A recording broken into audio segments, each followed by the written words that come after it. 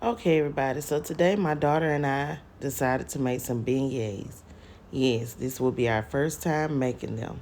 And I decided to just show you guys a clip of what we did.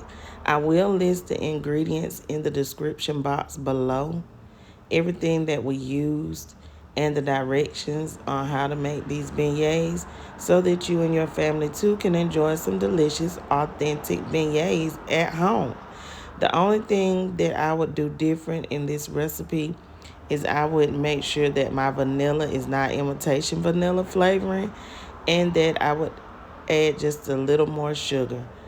And also, I want to add cake batter flavoring. So they turn out very delicious, pillowy soft, and fluffy. It's just something that you can get here at home.